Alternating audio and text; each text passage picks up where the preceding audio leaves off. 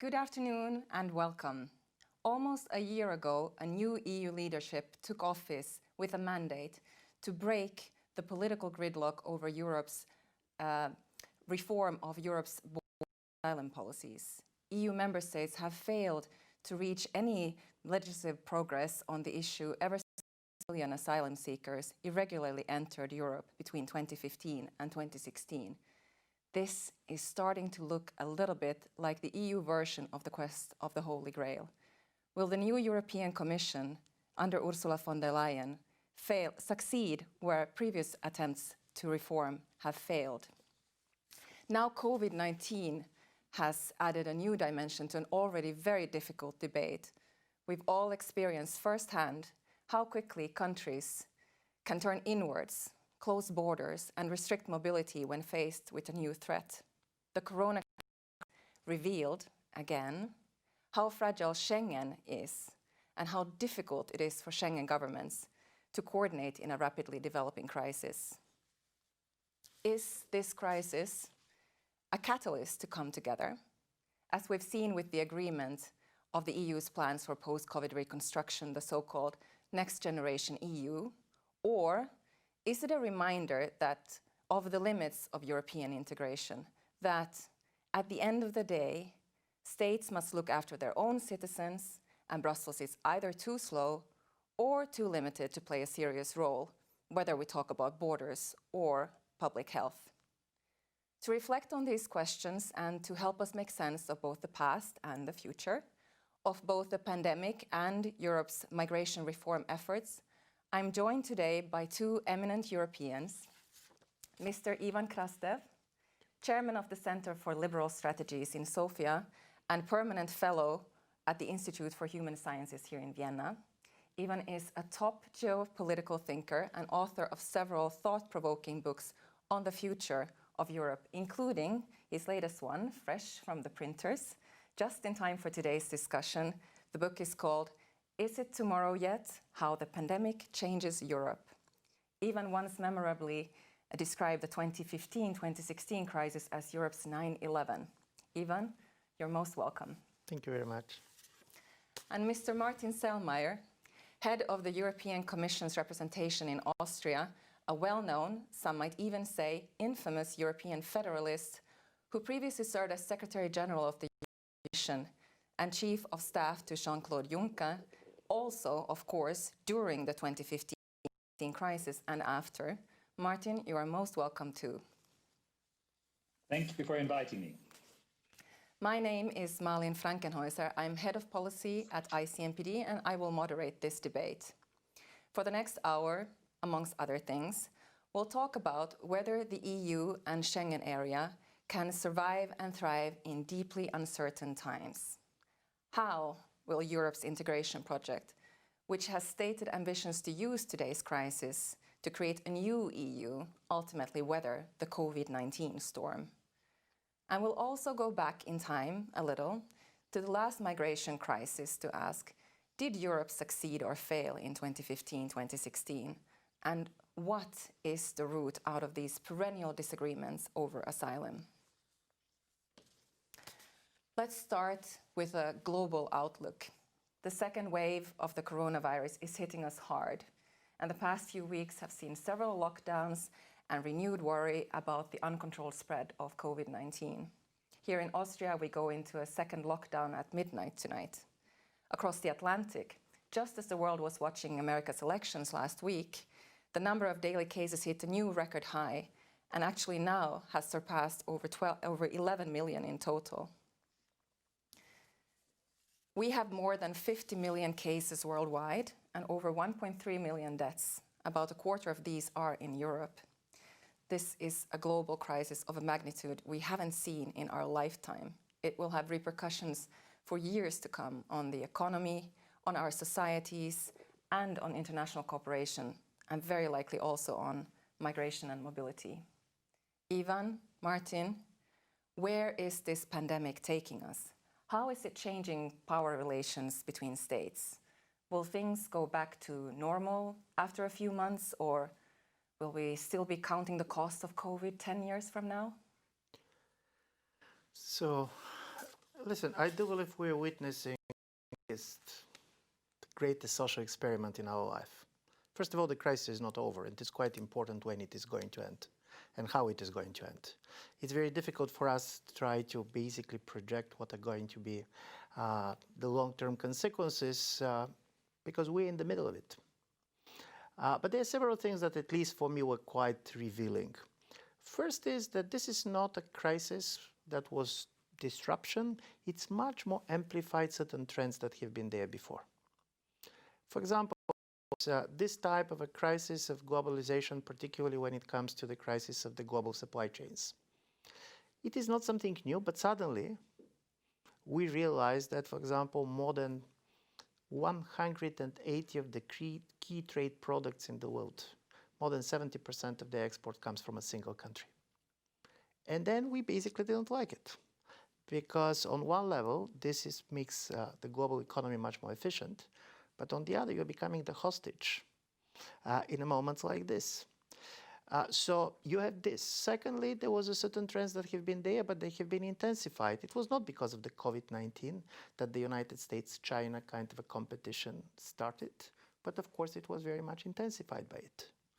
And also what for me was particularly kind of disheartening was that if 2 years ago we're going to have a discussion and you're going to say what kind of a crisis can give incentives for more international cooperation, and if you have basically, obviously it's not going to be a war between states, it's not going to be also a big migration that is making basically pushing countries to cooperate more. You can expect that pandemic is such type of a crisis because it really affects everybody. You cannot solve it on your own. And secondly, there was quite a lot of, at least theoretically, you can expect incentives for this to happen, and it didn't happen. International organizations did not deliver to this moment. And I found this kind of a really big issue that a crisis that should have been a crisis that can push the governments to cooperate more suddenly made a crisis that pushed the governments on a global level to basically much more go in themselves. And particularly on the European case, and I'm very much interested where Martin stays on this, but when I look at this crisis and the problems that it arise, it looks like a second coming of the 3 previous crises that Europe has in the last 20 years. Look all our debate about surveillance, the powers of the government. This is the second coming of the debates that we have in Western Europe as a result of the terrorist crisis. Then basically look at the story about closing of the borders. By the way, COVID-19 closed more borders than the migration crisis and closed it much quicker. And certainly if you see all the debate about economic dimensions of it, this is the second coming of the global financial crisis of 2008, 2009. And I want to end up on this because paradoxically, you have the second coming of these 3 crises, but we revisited the major consensuses, or at least the major debates that we have around this crisis. Now people are much more ready to tolerate governments, surveilling them because you're afraid that if they're not going to be this kind of a virus tracking apps and others, you're not simply much more vulnerable to be infected, but you can become the reason for somebody else to get sick and die. When it comes to the global financial crisis, all the things that European Union was afraid to do in 2009, 2010, particularly certain mutualization of the future debt, much more redistribution, both between the states but also within the states, particularly in the German case, this is a reality with the new recovery plan. And also, I do believe that what is interesting about the migration crisis on this is that suddenly in Europe, we're not going to, I hope I'm wrong, but I don't believe that in the next several years we're easily going to adopt a common migration policy in the EU. But on the other side, I had the feeling that there is a certain type of a European consensus that came up. And the consensus was that, of course, the external borders of the European Union should be strengthened. But on the other side, if we're going to close the Schengen borders in the EU, European economies cannot function. And this was the interesting story. It was in the moment in which the governments in the first wave closed their borders. They understood that the economies cannot survive with the closed borders. So this was the paradox of the COVID-19, at least in my reading. Thank you. Martin, what do you think? Let me start by saying that I think we Europeans have a particular tendency to inflate the word crisis. We have used for every problem and every challenge in the last 10 years the word crisis or even existential crisis. And now comes COVID-19. And I would say COVID-19 is the first of all the crises we have seen over the last decade that really deserves the word and the notion existential crisis. Because first of all, it is very widespread. It reaches everybody. Everybody on the whole globe, nobody is spared. Everybody can be in danger. Everybody can contract the virus.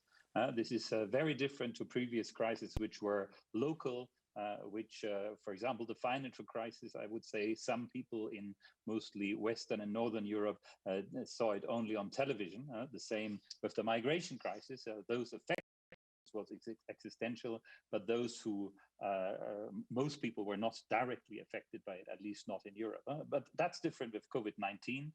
COVID-19 is very widespread, reaches everybody, and is brutal.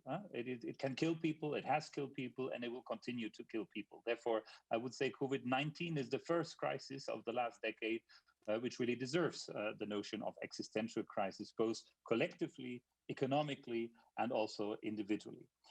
Secondly, COVID-19 exposed, and there I'm very close to even thinking the fragility of our modern societies, the fragility in terms of showing how we need each other, how suddenly everything what we believe in is self-evident can disappear, social contact, traveling, just going to the next shop. This is something that is suddenly exposed as not being self-evident. Our whole model of society, of our economic well-being, is suddenly called into question. And that's perhaps the third and interesting part for us as Europeans. It has shown also and exposed this crisis, the interdependency in which we live. Yes, it's true. At the beginning of the crisis in March in Europe, some countries closed the borders, including Austria. But very quickly, I think most countries saw that closing the borders is killing the economy. And even though this had nothing to do with the health crisis, we saw a country like Slovakia, which in the first wave almost had no death from COVID-19, but the closure of border took away around 10% of their GDP. So we suddenly saw that in Europe we are so interconnected. If everybody goes on our own, if everybody does only what is necessary for them in their own corner, behind their borders, then suddenly we will cut off the foundations of our economic and social well-being. And therefore, and that's, I think, the last lesson that I draw from what we have at the moment, and Ivan is right, we are still in the middle of this crisis. I think we're all learning lessons from this crisis much faster because it is so brutal than in previous crises. So we see, for example, that in the second wave of the crisis in which we are now, EU member states don't close the borders. This is something which is very remarkable. We can see this. We are not advised to travel, but yes, borders are open now more than they were in the first phase, because we have seen the damage then closing borders or introducing export bans for medicinal products inside the European Union, how damaging this can be. So we are learning lessons from that. And Ivan has mentioned that as well. Economically and financially, we are doing what we didn't manage to do in the financial crisis. Suddenly, in a couple of weeks, we agreed on a financial rescue package for our workers, companies, and sovereigns in April that was operational on the 1st of June already. So something that took us 3 years in the financial crisis, we did it in 3 months. And I think that shows that Europe can learn its lessons. And now we have agreed on a recovery fund, even though, of course, its operationalization will still take a little bit of time. And therefore, overall, I would say, yes, the fragility of our life and our social foundations was exposed to this brutal crisis, but now we're also learning the lessons. Therefore, I'm relatively confident that Europe as a continent will get better out of this crisis than before, and perhaps more aware of the fact that we are dependent on each other. And if you compare to what happens in other continents, I have to say I'm rather happy at the moment that we are in Europe and that we live in Europe in this crisis. It is bad in Europe, but I think it's much worse in other parts of the world. Thank you. So it sounds like you're saying that Europe has been handling the pandemic well compared to other parts of the world. Nobody in the world has handled this pandemic well, because nobody was prepared for that except scientists and some people working as health experts, because this is the first pandemic of this size and dimension that happens since the Spanish flu.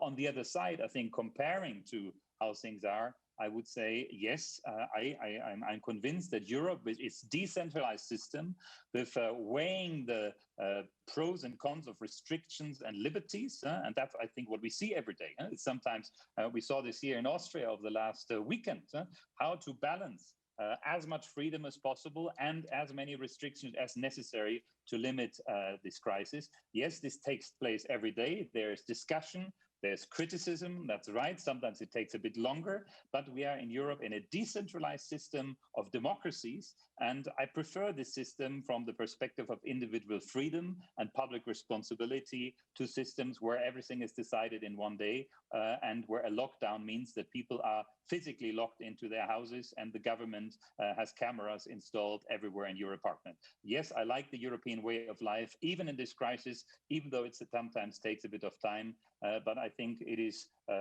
better coordinated than in other parts of the world. And I think, yes, together we are managing it, because also we Europeans have teamed up to purchase a vaccine. Even though the European Union has no competence in the field of health, the European Union is now buying as one man, or better as one woman, because it's Ursula von der Leyen, the president of the Commission, who is spearheading these efforts. We are purchasing now as one woman our vaccine, and I'm very confident that this vaccine will beat the virus, not only in Europe, but also in our neighborhoods and in the rest of the world. Thank you. Ivan, do you think that this crisis reaffirms the idea of Europe, this unity, or does it strengthen the nationalists? Will Marine Le Pen or Mr. Salvini find this an easy crisis to exploit, like they have in the past, in their future elections, for example? Or is this crisis actually good for political moderates because we have now faith in experts and so on? What is it that needs to go right for the EU here in terms of this balance that we've seen in the past? Listen, the most difficult about this crisis, exactly because we're in the middle, it's so difficult to see basically who is winning and who is losing when we are going to look back when it is over. For example, in May, there were countries that we're praising of doing very well, by the way, Central and East European countries. We're not doing so well during the second wave. You don't know who is the winner before the war is over.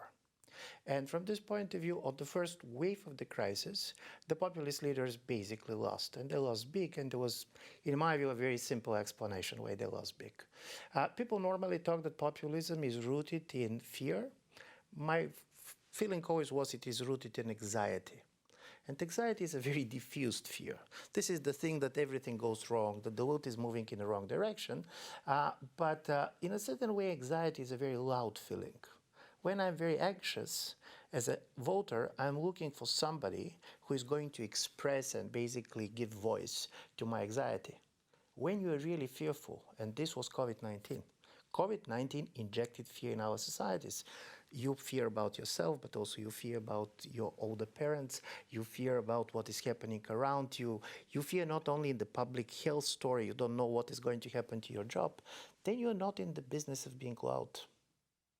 Then you're looking for governments that can solve problems. So it was not by accident that if you see from March to June, it was the governments, and particularly the governments that are doing better, that got the confidence of the people. This was true for the German government, it was true for the Austrian government, it was true for the Danish government, Finnish government. So from this point of view, this is important, and I agree that Europe is not doing badly, but of course there are people doing also better.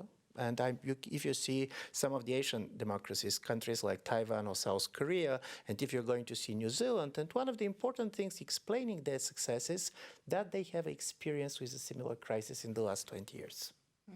The experience with this type of crisis is critically important. For Europe, it came by surprise. And of course, the United States is not overperforming what we're seeing these days, let's put it mildly. But I'm saying this because it's very important to try to understand that on the every next stage, the winners can be different. Because we see also the result of a new divisions in society. What was important is the first wave strengthened trust, and particularly trust in governments, but also trust in expertise in general. Medical experts, doctors, and so on, you believe it. The longer you stay, you're going to see all these people attacking the restrictions. I'm very much interested how successful and how people are going to follow the second wave of closing. Nevertheless, that now the figures are much more threatening. People are slightly tired of being afraid. And it goes from country to country. And of course, it very much depends how much you trust the government and how much you trust your public health system. But for the moment, the populists were not on the winning side. But one of the interesting data that comes from the American elections, and if you have not been following this, I do believe you're going to be surprised to hear it, but out of the 356 American counties with the highest proportion of the infected people, 93% voted for Donald Trump. So from this point of view, you never know the political dynamics of this, because the interesting story about this crisis is it creates new divisions, but also it intensified certain divisions that have been in our societies. And this is why the next, in my view, 3 months, 6 months, 9 months, are going to be critically important for every single country, but also for the European Union. And on the level of nationalism, when you ask me this question, I make a major distinctions between what I'm going to call the stay-at-home nationalism that we saw in the first weeks of the crisis, and some of the nationalism that we see during the migration crisis. The migration crisis, it was very much about origins. If you see, the migrants that have been in our countries have been treated very inclusively during this crisis, because you cannot isolate them. If they get infected, if nobody is going to pay attention to them, this is going to infect everybody. So this time it was much more nationalism based on the residence than on origins. It's very much where you are, who is going to take care of it. It was much more inclusive. The Portuguese government, because I saw the Portuguese minister speaking before it, in the very early days of the crisis, they said that they're going to treat citizens and non-citizens as a whole, because this is the only way to have this public health response to it. But now with the economic crisis taking the upper hand, it's going to be very difficult, because the logic of the response to the economic crisis is not the same as the public health crisis. On the public health crisis, you're fighting for every single life. You're not interested how sick is the person, how old is the person, who is the person. Because this is the humanity of the European project. Every human life is equally important. But when it comes to the economy, it does not make much sense to try to save companies that otherwise are going to die in 6 months anyway. So you should use the transformative power of this crisis. And this is much more challenging for any government and for the European Union as a whole. Mm-hmm. Martin, would you have anything to add on transformative power? What needs to go right for Europe to stay on the integration project? I think Ivan, my friend Ivan, is right to say that the jury is still out, whether we Europeans will be the ones who will cope and manage this crisis to the end, because we're in the middle of it. Say our objective cannot be, as Europeans, that Europe is the best, but that the whole world manages this crisis well, because we know very well if the virus is only defeated in Europe but not in other parts of the world, it will come back very quickly. Therefore, this must be a collective effort. Therefore, what I think is particularly important about the European approach to this crisis, that we don't have a Europe first policy, but we cooperated with the rest of the world, with international organizations like the World Health Organization, and that our efforts to finance and distribute a vaccine will not be limited to Europe, but will be done in close cooperation with the international community. So I think that's important, because we need to win against this virus everywhere in the world. What about populism?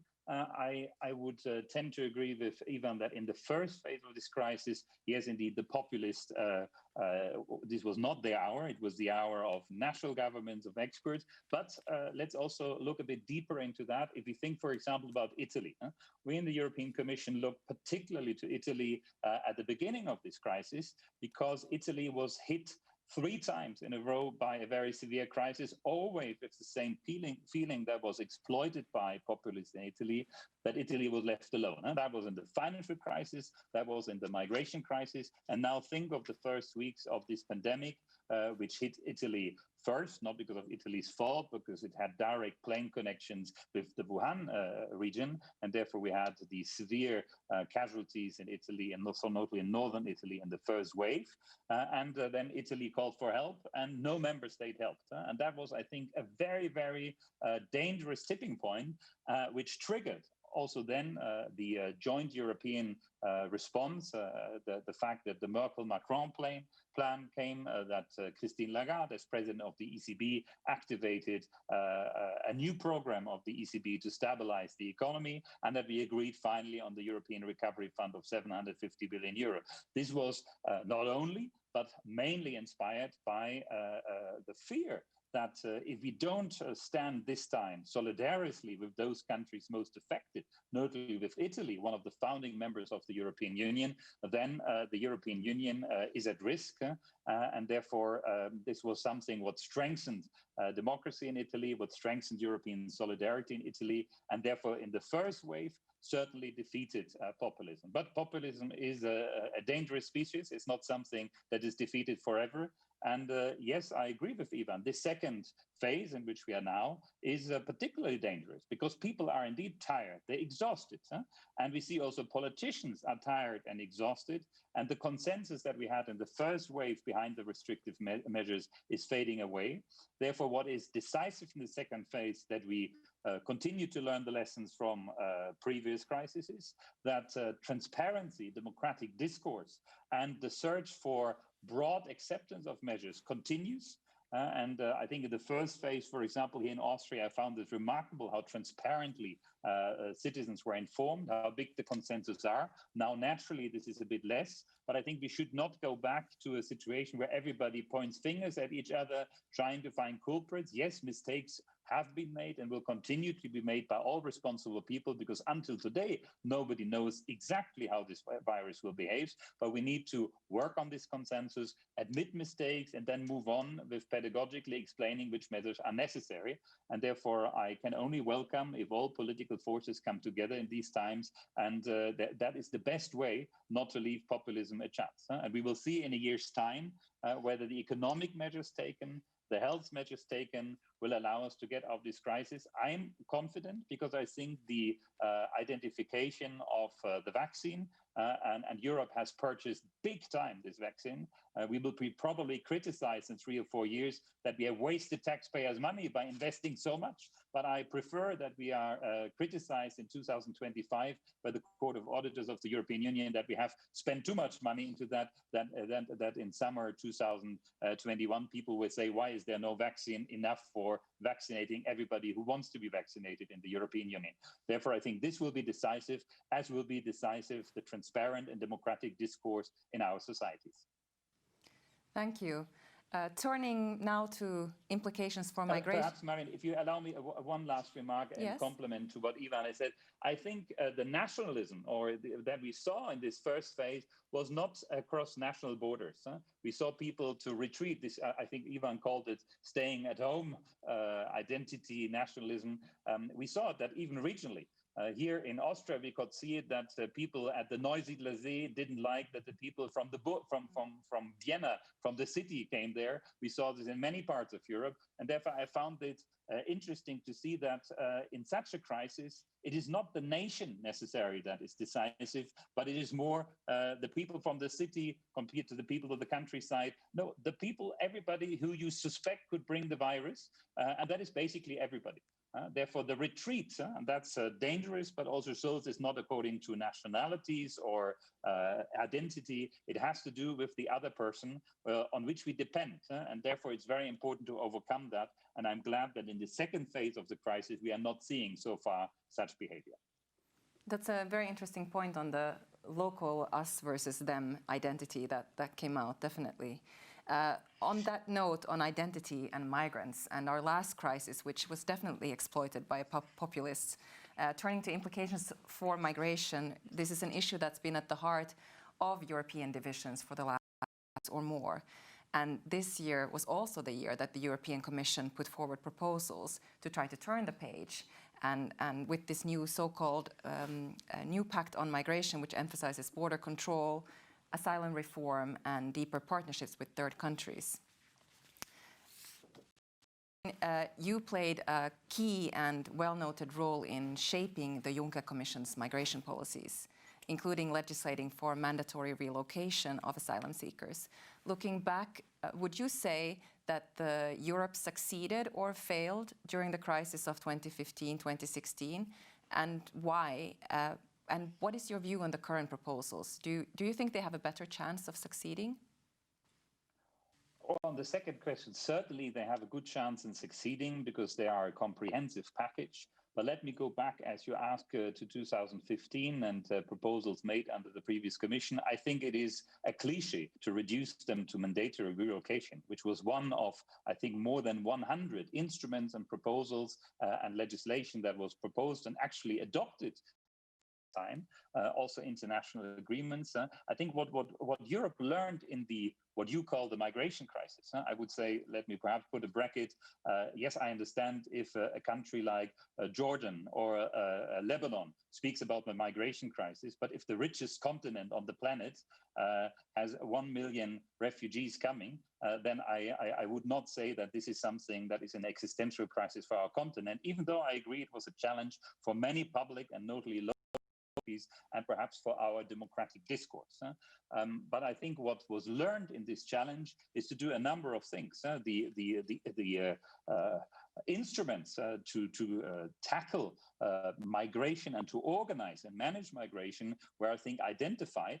It's a bit like now in COVID-19, every experts know what the instruments are, but it needs to reach the political level. In the Commission, I think every expert who worked in what was then DG Home and Migration knew exactly all the instruments. They had been, we had Lampedusa already long before 2015. They knew it is a mix of external border control.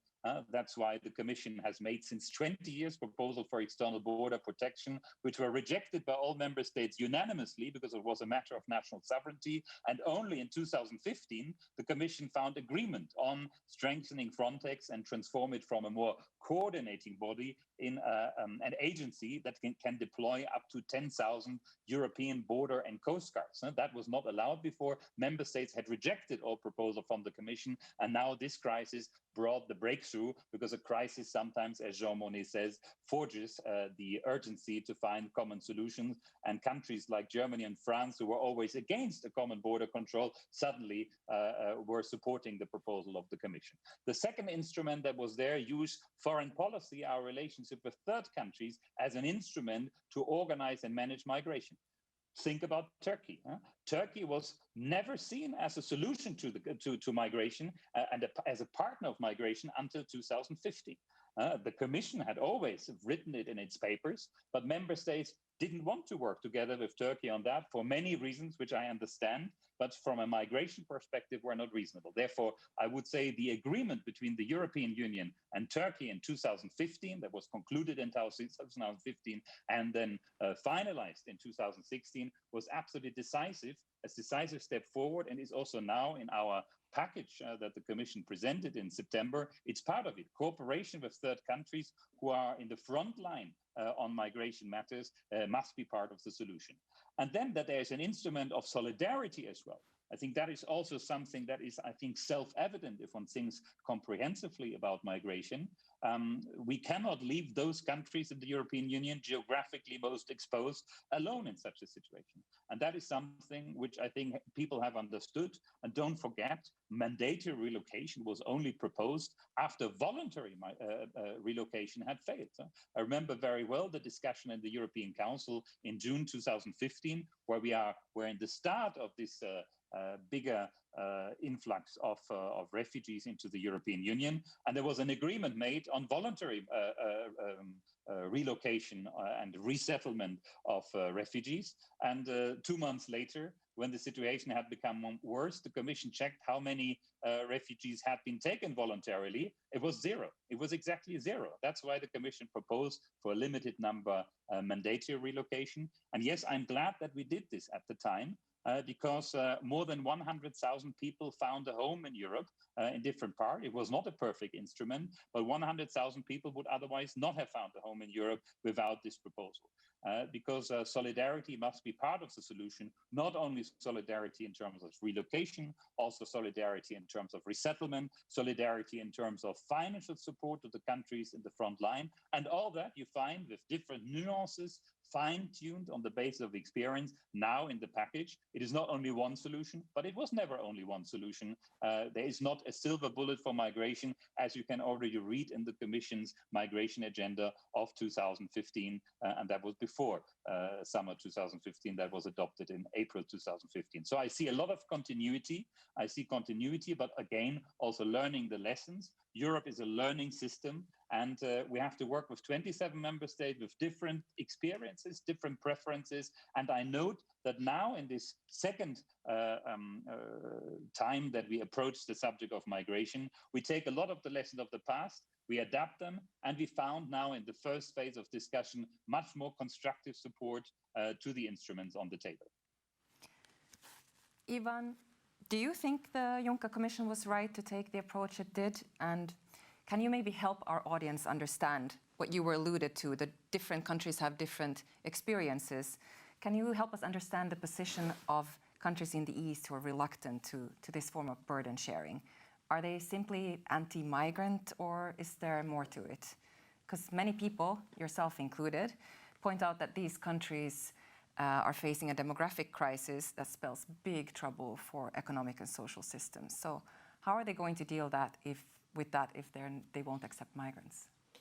Listen, it's a great question, but if one of the three, for me, very simple things to do is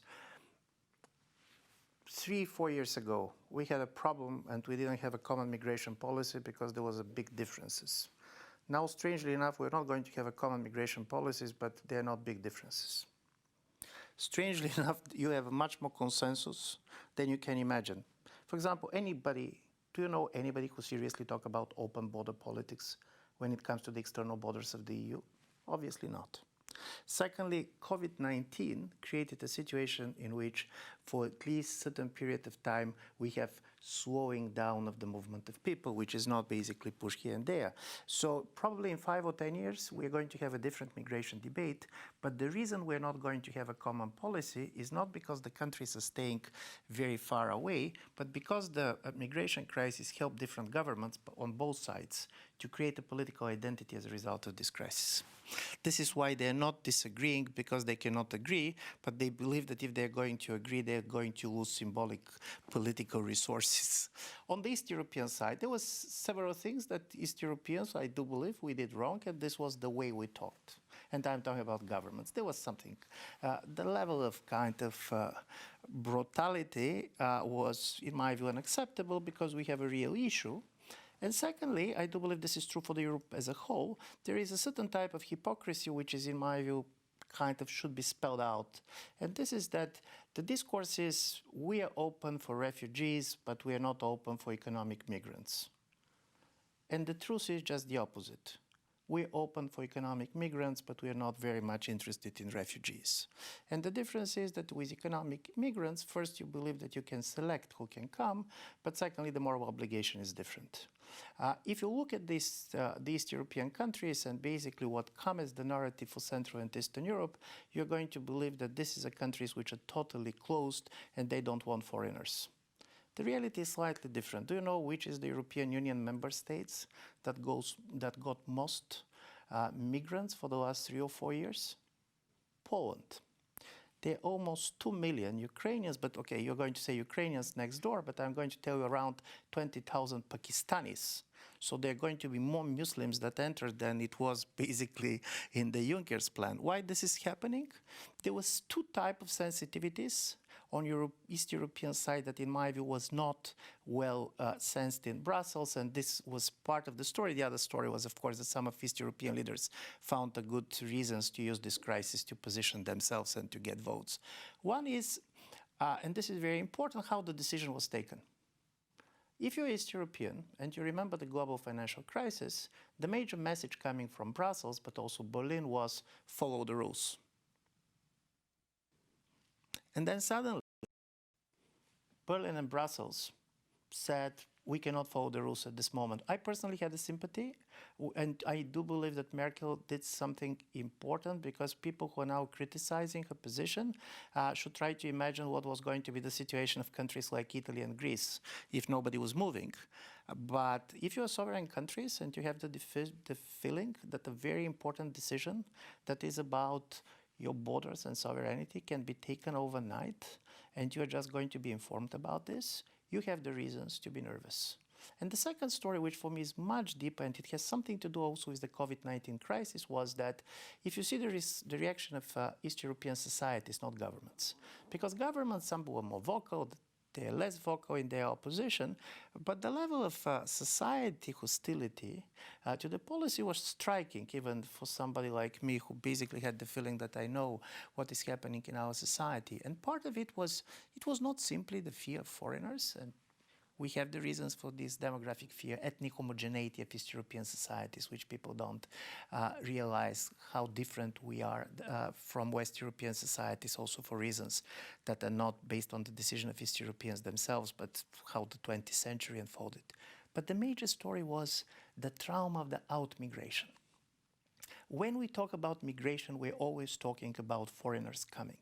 For East Europeans, it was our own living.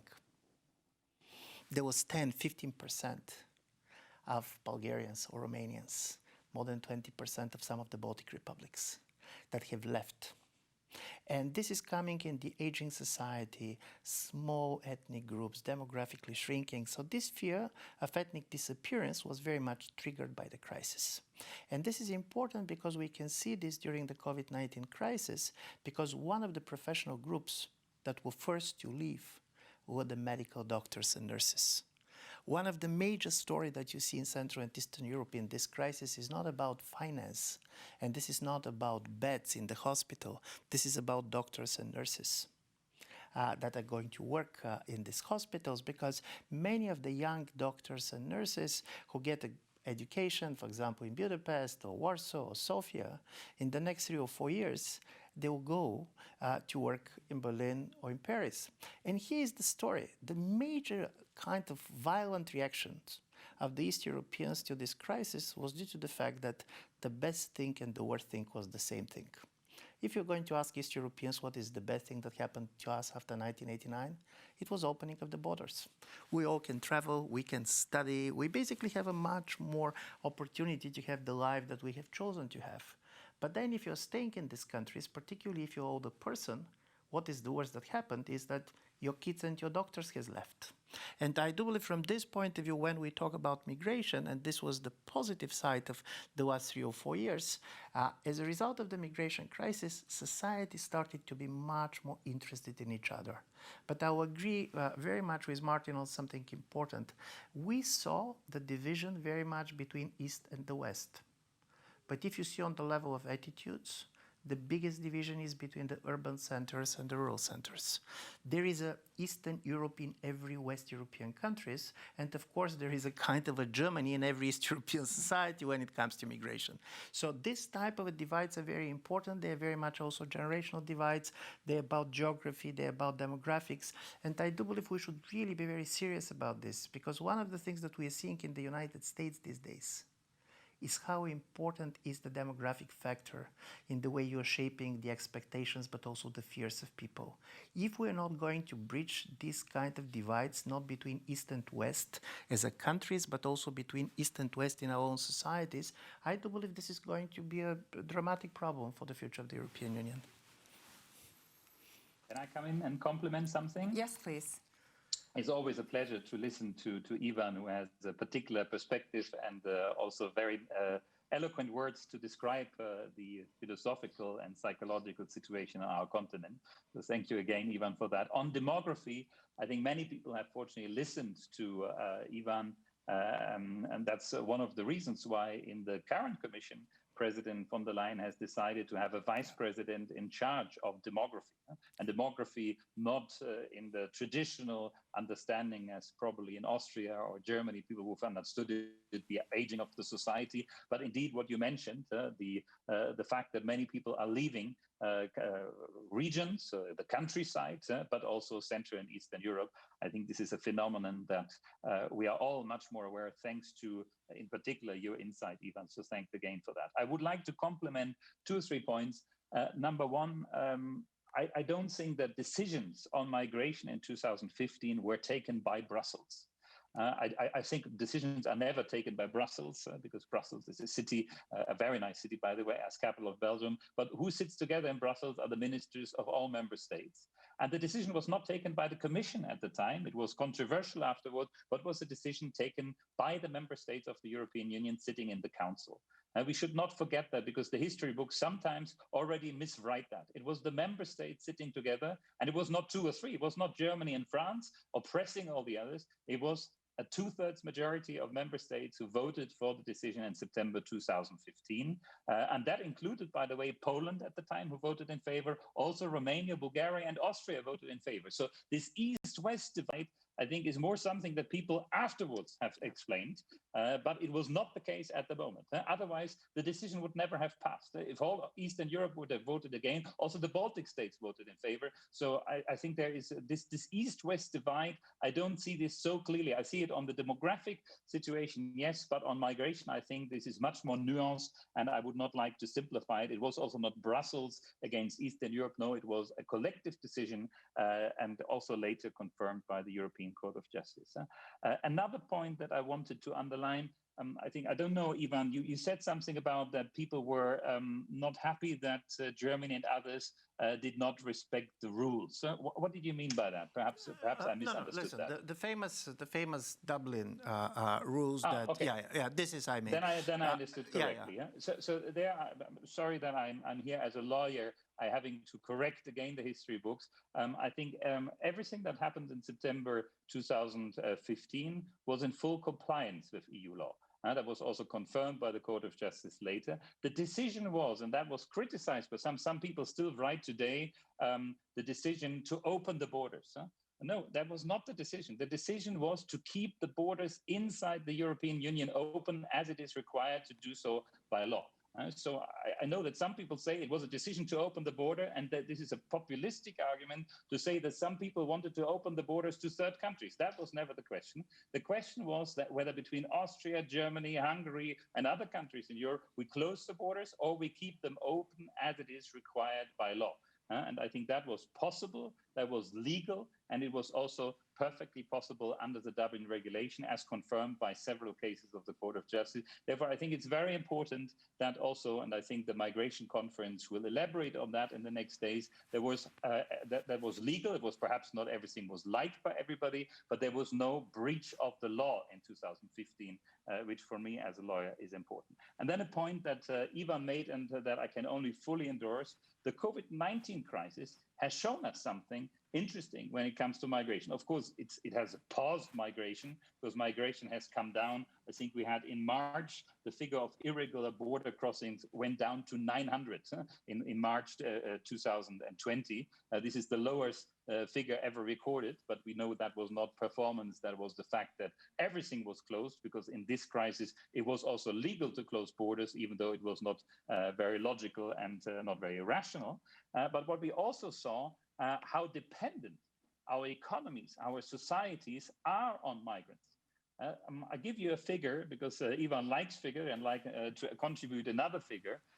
We found out that 13% of workers in systemically relevant sectors in the European Union, 13, and relevant sectors, systemically relevant sectors are hospitals, care, but also supermarkets, agriculture, are migrants from third countries, 13% from third countries. And we have to add to that one, because migration is in some countries also, what is included is migration from other EU member states. Well, if we add them to that, we have a very significant amount of people, about 1/5 of the workforce, who are coming from outside the own country and who work in systemically relevant sectors. This is something that changes our perception, because Ivan is right. In the migration discourse, migration experts distinguish between refugees, who are politically or religiously prosecuted, and economic migrants. And we always used to say, yes, our migration policy allows, under certain circumstances in line with the Geneva Convention, refugees to come in, but not economic migrants. That is, I think, the standard discourse in migration politics. While interesting enough, we are much more dependent on the economically migrants, even though also in some cases, also political refugees make a very important contribution to the economy and society. So that, I think, changes our narrative, our perception. And what I see in this second migration policy debate that we're having now since the Commission presented its proposal on the 23rd of September, that also countries that are more skeptical, like, for example, Austria, suddenly speak very constructively about resettlement. Resettlement means allowing people from third countries where you have a certain right to select them to come to your country, even though they may not be politically prosecuted, or they may be, but you want to select them and bring them in your country as a way to open legal roads to migration, because we all know this takes away the incentives for human traffickers and smugglers. So I see a change of the discourse. And of course, we have also less pressure at the moment, which hopefully allows us in the next 2 years to have a more reasonable, rational, and therefore also solution-oriented discussion. No, I very much agree with this, and I do believe this is critically important, because part of the problem with the migration debate in the European Union is that certain political parties and political leaders made their political career on talking about the threat of migration. And as a result, for them, this is not the migration that is the issue. The issue is that if migration is going to be not discussed, if there's going to be a European consensus on migration, then they're going to lose votes. And I do believe these two aspects of this is critically important, because there is one contradiction in European politics that was always there, and I do believe this is kind of a normal, but in Brussels quite often you have policy without politics. But in many countries you have politics without policies. So in a certain way, basically, you're trying to mobilize voters and others, not on the basis of the policies that you decide, or not on the policies in general. And this contradiction came very strongly and became very visible during 2015, 2016. But at least my feeling is that now we are in a different place. And the biggest problem for the populist parties is that they made their rise in the last 4 or 5 years on the issue of migration. So they're not ready to allow the migration issue to die out, even at the moment in which we have a much more consensus, and we know better basically what societies are ready to do and not ready to do. And I do believe this is going to be the major issue, and this is not how good or bad is the Brussels proposal, because for me at least it's a very much common sense and makes a lot of sense to be implemented. But imagine that if you have basically mobilizing your voters all the time saying that this is the major issue, how you can agree to say today, listen, this is some problem that we know how to solve together. And then on the EU story, this is critically, in my view, this is critically important. There is not a single political leader today that is going to say, let's close the national borders in the European Union because this is in our economic interests. His own business community is going to destroy him in the next 48 hours. Good point. Well, one thing is for sure, COVID has changed the context. It's still an unfolding crisis. We don't know what's going to happen, but we've seen a shift of us and them, and maybe that changes also in view of perceptions of migrants. Migration has been pushed down the political agenda, but at the same time, the fundamentals of this debate remain the same, because it's still all about geography. Irregular arrivals and applications are down, as you mentioned, Martin, but not by that much. The temporary border controls that were already in place before the pandemic because of the last crisis, we hope they won't need to be there for long after. And we also hope that we'll have policy that takes into account politics and politics that takes into account policy. With that, I would like to abuse my position as a moderator and ask one last question that is on all of our minds. Ivan, we have now had the US presidential election. What do you expect to change, and what will probably stay the same, looking at Europe's direction ahead? There was one thing, and I was reading quite a lot of surveys and data for the last 6 months. And here's the important paradox that it shows you both the fragility but also the strengths of Europe. If you ask societies, and most of the data that I'm quoting is from May and June this year, how do you believe that European Union did during the first wave? People are going to be critical, nevertheless, that they don't realize that public health was not the area in which the European Union have particular rights. When you ask how the nation states did, it depends on the country. But then there was a question, what is the lesson that you learn out of this crisis? And then suddenly 70% of the Europeans said, we need more European cooperation. Why this? How out of disappointment comes demand for more European cooperation? And in my view, one of the important things about the COVID-19 was that Europeans, we understood how lonely we are in the world. This was the first crisis in which the United States did not play the role that it usually played. And it was not simply Donald Trump. It was also basically we see how torn apart the American society is. This incredibly powerful and rich country that has this very failed response to the COVID-19. We saw China, which was much more aggressive than some of our politicians hoped for. And as a result of it, you understand that if the world is going to go more protectionist, if there's going to be a crisis of international cooperation, any protectionism on the level of the nation state is a joke. Bulgaria cannot get protectionist. To be honest, even Germany cannot get protectionist. The only way for the Europeans to have a relevance in a bigger world was to stay together. And I do believe this was this contradictory lessons that people who are not pro-Europeans in general, and that have, in my view, very legitimate questions of how the Union works, they understood that for us, Europe is the community of faith, not a community of choice. You simply not have any other options to make a difference in the world. So from this point of view, yes, the changing geopolitical situation is very much pushing Europe where it is. And also with which, no, I do believe Europeans in general, we have kind of very hopeful for President Biden, but the truth is, it's going to be a very difficult 4 years for the United States because the country is deeply divided and it's not about one person or another person. And for the Europeans, to be honest, if now America is two countries, we should try to live with two of them. What has changed for Europeans is that every 4 years now we fear that we're going to see totally different America. This is so different than what we had. So this is why I do believe that, strangely enough, even the crisis and the failures of the European Union convinced the people that we need more European cooperation than ever before. I suppose, Martin, that you would fully, wholeheartedly agree. More cooperation, more Europe. I would have a nuanced picture on the outcome of the US election and its meaning for the European Union. I have three remarks. Number one, I believe, like Ivan believes, that Trump, coupled with Brexit and now the COVID-19 experience, has reminded us Europeans that we are very alone, that we depend on each other, and therefore we have no choice than to be strong as a continent. So there is something positive in this triple crisis, if you want to say. Number two, that it matters how the person in the White House, how the leader of the free world, as he once was called, how he speaks, about his style, about his interactions.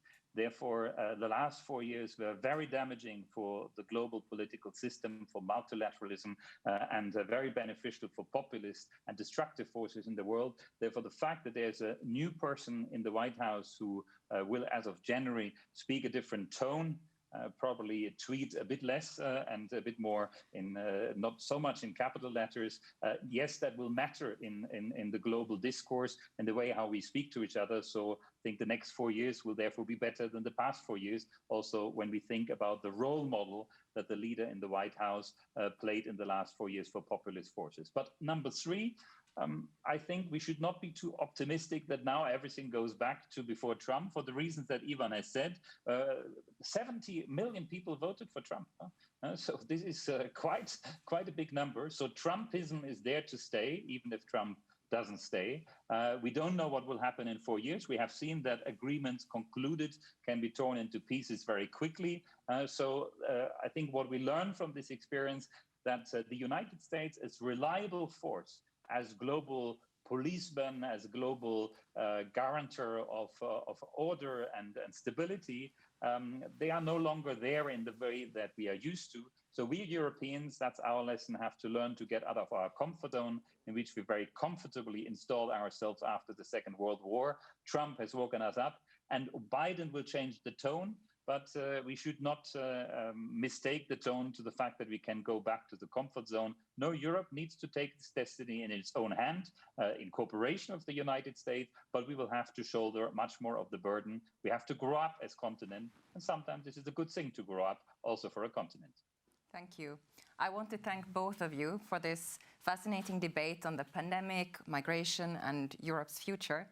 It was great to hear this more political analysis of the crisis that we're going through, that we're still seeing unfolding, because it helps us make better sense of the debates and discussions that will come also over the next 2 years as we go into a migration policy reform. For now, I'd like to thank both of our guests and hand you over to our studio moderators. Hello, I'm Cecilia Landström. I'm Head of External Relations and Member States Relations here in ICMPD. And I'm Hugo Brady. I am a Senior Strategic Advisor in our Policy, Strategy and Research Directorate. We are wrapping up day one of the Vienna Migration Conference 2020, which began with some really interesting interventions from Switzerland and Portugal in conversation with our Director General, and has continued with this debate. Hugo, you have been waiting for a long time for this exchange between Ivan Krastev and Martin-Selmayr. How do you feel? Were you satisfied, impressed, disappointed? What is your take? I thought it was great. I really enjoyed it, and I actually found the two gentlemen who we presented as having very different perspectives. Well, they also agreed on a lot, I have to say, so maybe I was slightly disappointed about that, but only from a television point of view. But no, it was fascinating. I was really taken aback by something Ivan said about Poland, which is that Poland is a country that all of us think is anti-migrant and doesn't, identity is a huge issue in its politics, and yet it has been taken in the largest number of economic migrants in the last few years, quite apart from the politics in Brussels, which says something different. So for me, I thought that was a very key comment. I also, when Ivan talked about, he quoted Merkel, Chancellor Merkel, as Europe being a community of fate. As in COVID-19, the migration crisis, it shows that we are stuck with each other here in Europe, whether we like it or not. And I was also quite troubled by something he said, which was that America is two countries now, and maybe we have to find a way to talk to both. Anyway, what did you take away from it? Or did you find, in particular, the analysis of the COVID-19 situation convincing? Well, I have to say, if you follow the whole debate from from earlier this afternoon to this debate, what really stuck with me now, I think, is the positivism to the European project, or the faith in the European project. With the Swiss minister earlier, who talked about how people reacted when you started limiting movement, when you put up borders again, how people demonstrated, and even though it was her own decision, she was positive to the fact that people demonstrated. And I think that also came into to the Portuguese minister, the belief in the European project and in our cooperation, and definitely I think that really unified, as you said, these two gentlemen. And I think that is a very positive message to bring with us, that there is a lot of faith, and that we can really do it, and this is a good place to be right now. And I think that if there's something that I have really take from everything we have said, so it would be this, that the European project is definitely very important, and Schengen as an idea is something that is very important to our continent. I think especially for our migration conference this week, trying to find solutions to European problems on migration, Ivan said something that's absolutely crucial, and Martin said something that's absolutely crucial. What Ivan said that was crucial is that Eastern Europe wants economic migrants, but it doesn't want refugees. In that statement, there is the seed of the way out of this crisis. And I think it could be something to do with offering more economic paths into Europe in return for cooperation on the refugee issue with third countries. So there's something there. Now, Martin said, and it was a vital thing to include in the debate, that 1/5 of workers here in Europe are migrants working in systemically vital services. So by that, I assume it's medical staff, postal workers, etc., which during the first phase of the crisis in particular we all saw we can't do without. Yeah. So there is something in both of those reflections that does point to getting out of this pointless, angry debate, now very largely tinged with ideas of revenge. We will never move forward that way.